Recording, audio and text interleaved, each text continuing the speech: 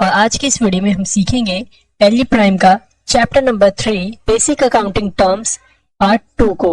सो इस वीडियो को लास्ट तक आप जरूर देखिएगा। तो चलिए इस वीडियो को स्टार्ट करें। तो स्टूडेंट्स, लास्ट क्लास के अंदर हमने लास्ट टर्म पढ़ी थी एसेट्स, और अब हमें क्या करना है, इसके आगे का पढ़ना है। ओके, सो हमारे पास यहाँ पे नेक्स्ट टर्म है एक्सपेंस। सो सिंपली मैं आपको इजी लैंग्वेज में बता दूं तो एक्सपेंस का मतलब होता है खर्चा। ठीक है, जो भी आप खर्चा करते हैं अपनी इनकम को या फिर रेवेन्यू को जनरेट करने के लिए, उसी खर्चे को हम क्या कहते हैं, एक्सपेंस कहते हैं। जैसे कि मैं आपको एक एग्जांपल समझाता हूँ। जैसे कि आपके पास एक कंपनी है और उस कंपनी में आप क्या मैन्युफैक्चर करते हैं, पेन मैन्युफैक्चर करते हैं। ठीक है, अब आप जो भी खर्चा पेन के रॉ मटेरियल को लाने में करेंगे, वही खर्चा आपका एक्सपेंस कहलाएगा। क्यों? क्योंकि जब तक आप पेन का रॉ मटेरियल नहीं लेके आएंगे जिससे कि पेन बनाया जाता है, तब तक आपका पेन बनेगा नहीं, और अगर आपका पेन बनेगा नहीं तो आप उसे बना करके सेल नहीं कर पाएंगे, और जब तक सेल नहीं होगी तब तक आपकी रेवेन्यू और इनकम जनरेट नहीं होगी। ठीक है, सो उम्मीद करता हूं कि अब आपको समझ में आ गया होगा एक्सपेंस किसे कहा जाता है। ओके, जो ये आपका एक्सपेंस है, ये एक्सपेंस भी आपके 4 टाइप्स के होते हैं। ठीक है, इसमें से पहला एक्सपेंस होता है आपका प्रीपेड एक्सपेंस। प्रीपेड एक्सपेंस का मतलब होता है पेड इन एडवांस, जैसे कि advance rent, advance school fees.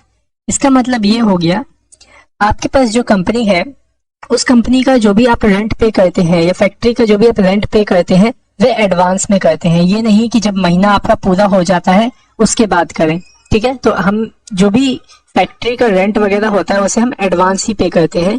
तो जो भी हम रेंट पे करते हैं उसी को हम कहेंगे प्रीपेड एक्सपेंस। ओके, सो उम्मीद करता हूँ समझ में आ गया होगा। और अगर नहीं समझ में आया तो एक और एग्जांपल सुन लीजिए। जैसे कि आप अपने फोन में रिचार्ज करवाते हैं, तो रिचार्ज करवाने के लिए आप पैसे पहले दे देते हैं और फिर जो बेनिफिट होता है उस रिचार्ज का, वह आप बाद में कंज्यूम करते हैं। मतलब आप क्या कर रहे हैं, paid in advance, advance payment कर रहे हैं। जब आप पेमेंट कर देते हैं तब जाकर के उसका बेनिफिट आपको मिलता है, तो उसी खर्चे को हम बोलते हैं प्रीपेड एक्सपेंस। ओके, सो उम्मीद करता हूँ समझ में आ गया होगा। यहाँ पे अगला नेक्स्ट एक्सपेंस है जिसका नाम है आउटस्टैंडिंग एक्सपेंस। आउटस्टैंडिंग एक्सपेंस इसका ठीक उल्टा है, पेड इन एडवांस का ठीक उल्टा।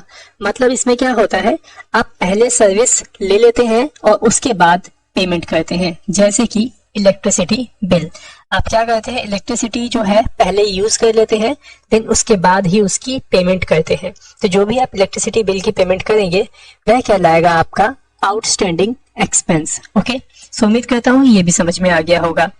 सो नेक्स्ट एक्सपेंस है हमारे पास डायरेक्ट एक्सपेंस। इसको जो ध्यान से समझिएगा क्योंकि बहुत बच्चे इसमें कंफ्यूज हो जाते हैं। सो डायरेक्ट एक्सपेंस आपका वह एक्सपेंस होता है जो आपके प्रोडक्ट के साथ डायरेक्ट रिलेट करता है। डायरेक्ट रिलेट करने का मतलब यह है कि प्रोडक्ट के ऊपर जो खर्चे लगे हुए हैं, डायरेक्ट खर्चे, उन्हीं को हम डायरेक्ट एक्सपेंस कहेंगे। जैसे कि आपने एक पेन बनाया, उस पेन में जो भी रिफिल लगी, तो रिफिल का जो भी खर्चा आया वह कहलाएगा डायरेक्ट एक्सपेंस।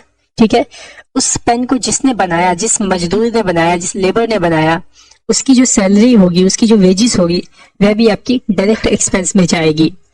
और साथ ही साथ जिस जगह पे, जिस फैक्ट्री में वो पेन बना, उस फैक्ट्री का जो रेंट होगा, उस फैक्ट्री का जो किराया होगा, वह भी आपका डायरेक्ट एक्सपेंस भी होगा। ठीक है, मतलब डायरेक्ट खर्चा ही माना जाएगा। सो उम्मीद करता हूँ आपको समझ में आ गया होगा कि डायरेक्ट एक्सपेंस क्या होती है। ठीक है, अगर नहीं आया तो फिर से एक बार सुन लीजिए। डायरेक्ट एक्सपेंस वो खर्चा होता है जो आपके प्रोडक्ट के ऊपर डायरेक्टली किया जाए। ठीक है, सो उम्मीद करता हूँ अब समझ में आ गया होगा। अगर नहीं आया तो वापस से एक बार रिपीट करके देख लीजिए। चलिए अब बढ़ते हैं नेक्स्ट टर्म की तरफ जिसका नाम है आपका इनडायरेक्ट एक्सपेंस। ओके, सो इनडायरेक्ट एक्सपेंस आपका वह एक्सपेंस है जो आपके प्रोडक्ट के साथ डायरेक्ट रिलेट नहीं करता है। जैसे कि जो आपने पेन बनवाया है, आप उस पेन को बेचना चाहते हैं। ठीक है, तो आप एक सेल्समैन को हायर करेंगे और उसको वो पेन देंगे कि वो बेचे। ठीक है, और जितना वो पेन बेचेगा उसके बेस पे आप उसे कमीशन देंगे। तो जो कमीशन होगी वह कमीशन आपकी इनडायरेक्ट एक्सपेंस में जाएगी। क्यों? क्योंकि देखिए, जो सेल्समैन है उसका कोई भी हिस्सा नहीं है उस पेन को बनाने में, बस उस पेन को बेचने में उसका थोड़ा बहुत हाथ है। ठीक है, तो वो जो भी कमीशन लेगा वह इनडायरेक्ट कहलाएगा। अगर आप पेन का एडवर्टाइजिंग करवाते हैं तो उस एडवर्टाइजिंग का जो पैसा होगा वह भी आपका इनडायरेक्ट एक्सपेंस में जाएगा।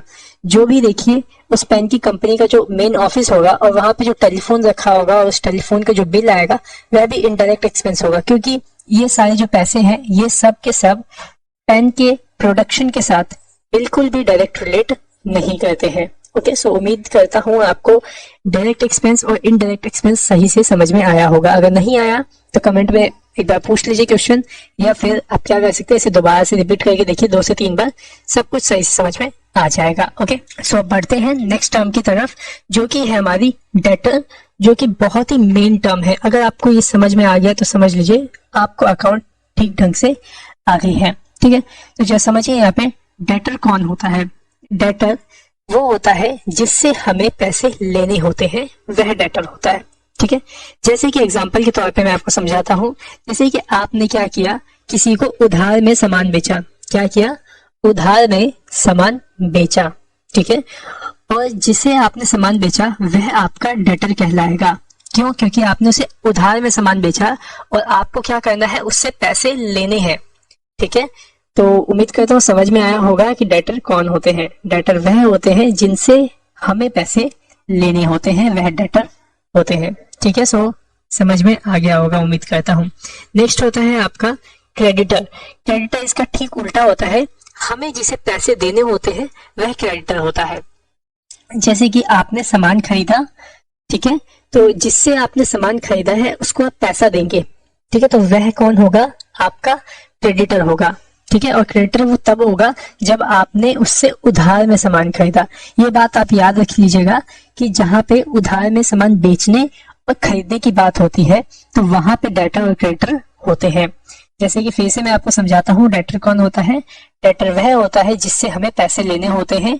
ठीक है, और क्रेडिटर वह होता है हमें जिसे पैसे देने होते हैं। ठीक है, बाय द वे आपने कुछ सामान उधार में खरीदा हो तो जिससे आपने सामान खरीदा है वह आपका क्रेडिटर होगा। सो उम्मीद करता हूँ ये दोनों आपको सही से समझ में आ गया होगा, डेटर कौन होते हैं और क्रेडिटर कौन होते हैं। अगर नहीं आया तो वापस से एक बार रिपीट करके इसे देख लीजिए, समझ में आ जाएगा।